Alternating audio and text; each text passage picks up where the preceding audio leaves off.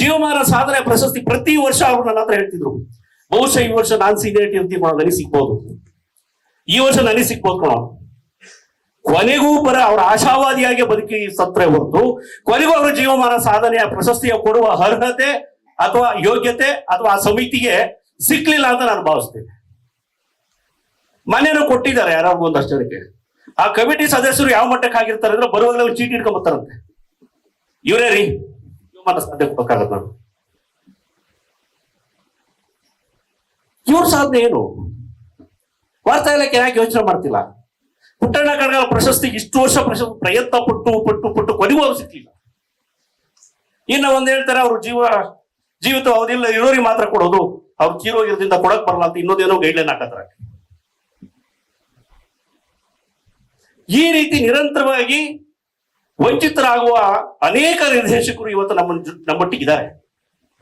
ಅಥವಾ ಇದೇ ತರ ಇರ್ತಕ್ಕಂಥ ಅನೇಕ ಕಲಾವಿದರು ಇದ್ದಾರೆ. ಚಿತ್ರರಂಗದಲ್ಲಿ ತನ್ನ ಬದುಕನ್ನ ತೊಡಗಿಸ್ಕೊಂಡಿರ್ತಕ್ಕಂಥದ್ದು ಇದ್ದಾರೆ. ಅವ್ರಿಗೆ ಯಾಕೆ ಸಿಕ್ಕಲ್ಲ ಇವೆಲ್ಲ? ಯಾಕೆ ಮಾಡಲ್ಲ? ವ್ಯವಧಾನ ಮಾಡಲ್ಲ? ಒಂದ್ ನಿಮಿಷ ಒಂದು ಕ್ಷಣ ಯೋಚನೆ ಮಾಡಿ ಸ್ವಾಮಿ. ನಾನು ಕೊಡುವ ಪ್ರಶಸ್ತಿ ಹಸಾರೆ ಅಲ್ವಾ? ಇನ್ನೆಲ್ಲೋ ಬೇರೆ ಅವ್ರ ಪಾಪ ಈಗ ಒಬ್ಬೊಬ್ರು ಮಾತಾಡ್ತಾ ಅವ್ರು ನಾನು ಟಾರ್ಗೆಟ್ ಹಾಕ್ತೀನಿ. ಕೃಷ್ಣಗೌಡ ನಮಗ್ ಪ್ರಶ್ನೆ ಮಾಡಿದ್ದ, ನಮ್ ಪ್ರಶ್ನೆ ಬಂದ ಇದಕ್ ಬಂದಿರ್ತೇವೆ. ನಾನು ಅರ್ಹರಲ್ಲ ಅಂತ ಹೇಳ್ತಿಲ್ಲ. ಏನ್ ನೀವು ಪ್ರಶಸ್ತಿ ಕೊಟ್ಟಿದ್ದೀರಾ ಅವ್ರು ಅರ್ಹರಲ್ಲ ಅಂತ ಹೇಳ್ತಿಲ್ಲ. ಆದ್ರೆ ಚಿತ್ರವನ್ನೇ ಜೀವನ ಆಗಿಸ್ಕೊಂಡು ಇವತ್ತು ಬಾಡಿಗೆ ಮೇಲೆ ಇರ್ತಕ್ಕಂಥವ್ರು ಯಾಕೆ ನಿಮಗೆ ಕಣ್ಣಿ ಕಾಣಿಸ್ತಿಲ್ಲ? ಅದು ಪ್ರಶ್ನೆ ಆಗಿತ್ತು ನನಗೆ. ಈಗ ನಮ್ಮ ಸಂಘ ಸಂಸ್ಥೆಯವರು ಹೇಳ್ತಿದ್ರು, ನನಗೆ ಬಹಳ ಖುಷಿ ಆಯ್ತು. ರೇಣುಕಾ ಸ್ವಾಮಿ ಅಂತ ಯಾರೋ ಒಬ್ರು ಕೊಲೆ ಆಗುತ್ತೆ. ಆ ಸಂಘ ಸಂಸ್ಥೆಯವರು ಹೋಗಿ 5 ಲಕ್ಷ ರೂಪಾಯಿ ಹಣ ಕೊಟ್ಟು ಬರ್ತಾರೆ. ಚಿತ್ರವನ್ನೇ ಮುಡುಪಾಗಿ ಇಟ್ಕೊಂಡು ನಿಮ್ಮ ವಾಣಿಜ್ಯ ಮಂಡಳಿಯಲ್ಲಿ ತೀರಿರ್ತಕ್ಕಂಥವ್ರಿಗೆ ಒಂದು 25 ಲಕ್ಷ ರೂಪಾಯಿ ಕೊಟ್ಬಿಟ್ಟು ಒಂದೇ ಲೀಸ್ಗೆ ಹಾಕೊಡಿ ಸ್ವಾಮಿ.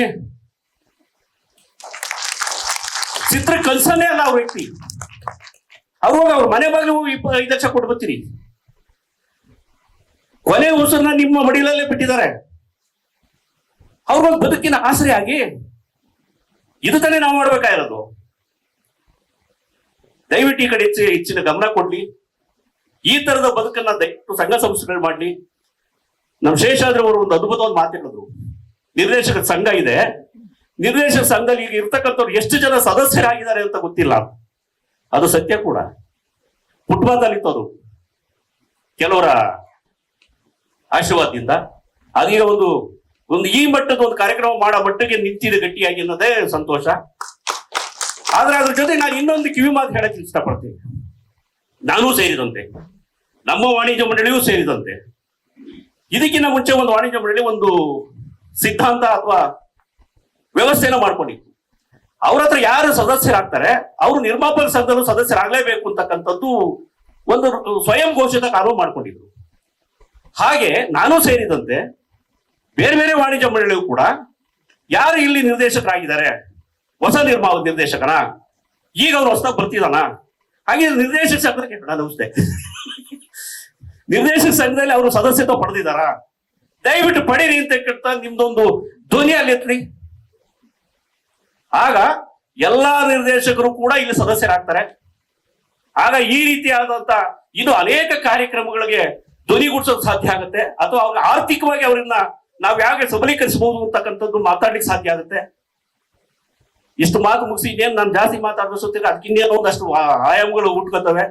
ಹಾಗಾಗಿ ನಾನು ಮುಗಿಸಿ ದೊಡ್ಡವರೆಲ್ಲ ಆಗಮಿಸಿದ್ದಾರೆ. ನಮಸ್ಕಾರ.